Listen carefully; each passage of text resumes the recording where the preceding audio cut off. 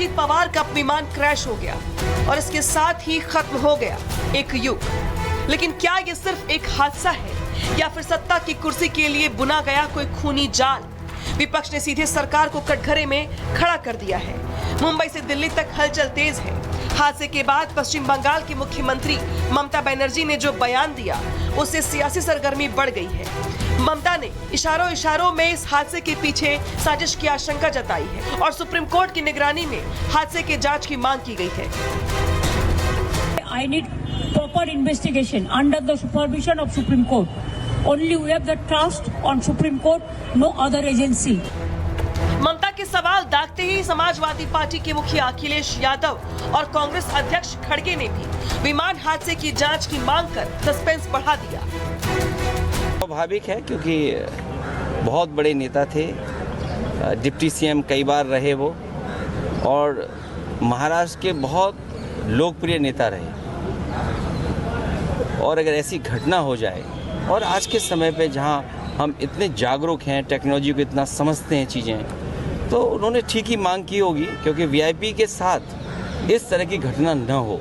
तो एक बार को ये बात तो साफ होनी चाहिए कि आखिरकार ये घटनाएं क्यों हुई। पूर्व में भी कई हमारे वीआईपी इसी तरह उनकी जान गई है। तो आखिरकार ऐसी जांच हो जिससे निष्पक्ष पता लगे कि आखिरकार घटना किस वजह से हुई। प्लेन क्रैश की जांच होनी चाहिए, ममता बनर्जी ने कहा है। आपको लगता है कि जांच होनी चाहिए इसकी? सुप्रीम कोर्ट के जज के थ्रू जांच होनी चाहिए, ममता ने कहा।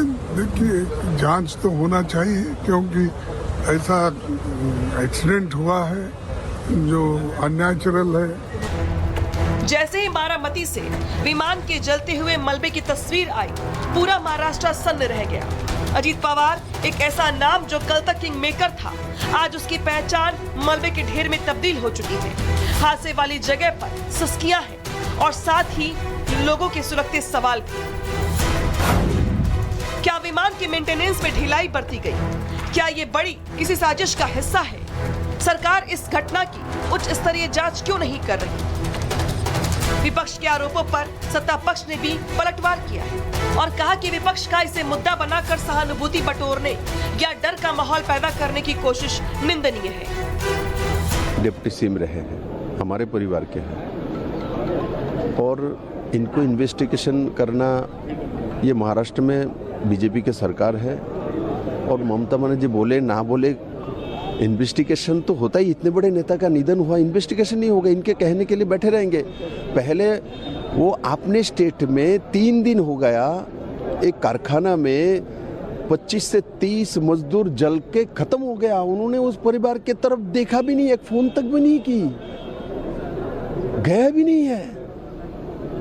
उस महिला से आप मानवता की बात करते हैं। देखिए, हम लोग सब बहुत शोकमय हैं कि इतना बड़ा हादसा सुबह सुबह हुआ है। आज पार्लियामेंट में सब यही बात कर रहे हैं कि कितना ज़्यादा सब इसमें जो है, और सब लोग जो है हेलीकॉप्टर से सफ़र करते हैं, सब तरीके की, ये हम लोग भी इस तरह से ट्रैवल करते हैं। तो इस समय पर इतनी नीच बातें करना, आई थिंक ये बहुत ही, उनको भी थोड़ा तो मतलब संयम अपनाना चाहिए। अजीत पवार का जाना महाराष्ट्र की राजनीति में एक ऐसा शून्य पैदा कर गया है जिसे भर पाना लगभग नामुमकिन है। लेकिन मौत से ज्यादा शोर उन सवालों का है जो विपक्ष की ओर से दागे जा रही है। जनता जवाब चाहती है और सियासतदान अब इस हादसे को हत्या साबित करने की जंग में जुट गए हैं। हालांकि सरकार जांच की बात कह चुकी है, लेकिन विपक्ष का इस समय इस तरह के सवाल खड़े करना कितना जायज है?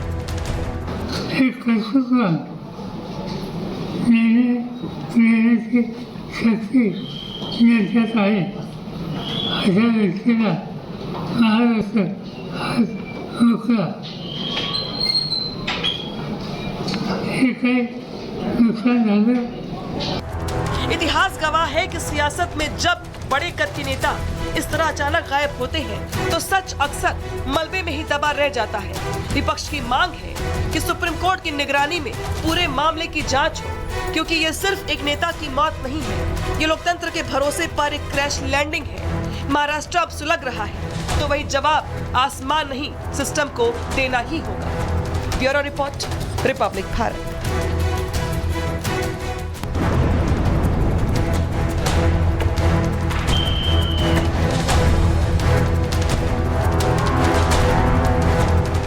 अजीत पवार जिस चार्टर्ड प्लेन में सवार थे वो प्राइवेट एविएशन कंपनी VSR का था। कहा जा रहा है कि पायलट पहली बार लैंडिंग में सफल नहीं हुआ, दूसरी बार लैंडिंग की कोशिश के दौरान आग लगी।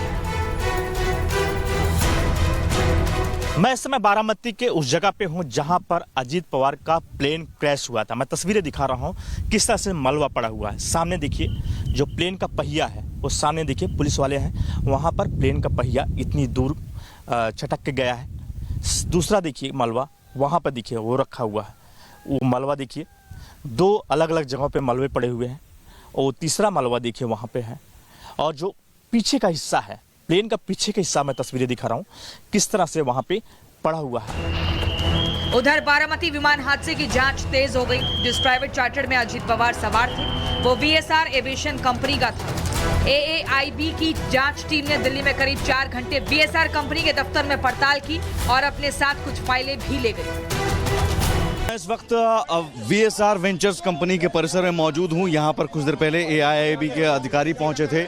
उसी कंपनी का विमान दुर्घटनाग्रस्त हुआ था महाराष्ट्र के बारामती में। AIIB के अधिकारी यहां पर पहुंचे थे, अधिकारी पहुंचे थे और जो फाइलें हैं वो खंगाली गई थी। इस कंपनी के डायरेक्टर विजय कुमार सिंह जो हैं, विजय कुमार सिंह ने कहा कि हालांकि उनका दावा है कि उनके पायलट वेल ट्रेंड हैं, उनके पायलट की कोई गलती नहीं है, हज़ारों घंटे का एक्सपीरियंस था। लेकिन फिलहाल AIIB की टीम यहाँ पर पहुंची और जो कागजात थे वो खंगाले गए। फिलहाल जांच टीम ये पता लगाने में जुटी हुई है कि आखिर क्या जो विमानों का रखरखाव था, जो क्योंकि 17 से 18 विमान ऐसे थे लियर जेट 45 विमान, वो 16-17 साल पुराना विमान था, क्या उसके रखरखाव में कहीं कोई खामी थी या फिर कहीं कोई चूक हुई है, इसकी जांच लगातार DGCA और AIIB के अधिकारी लगातार कर रहे हैं। बारामती हादसे के बाद VSR एविएशन का पिछला रिकॉर्ड भी चर्चा में है, क्योंकि 14 सितंबर 2023 को इसी कंपनी के स्वामित्व वाला layer jet 45 XR Mumbai airport में दुर्घटनाग्रस्त हो चुका है। Primarily, it appears that the pilot could not see the runway, and that's why he would have carried out a missed approach. The pilot will carry out a missed approach in case if he's not comfortable to land on the runway. Very experienced pilot, more than 16,000 hours of experience, very seasoned. The co-pilot was also 15,000 hours. 1,500 hours. And the captain was very experienced instructor examiner material. He was with Sahara, he was with Jetlight, he was with Jet Airways, and he was very experienced on this type of aeroplane also. VSR aviation के मालिक VK Singh हैं।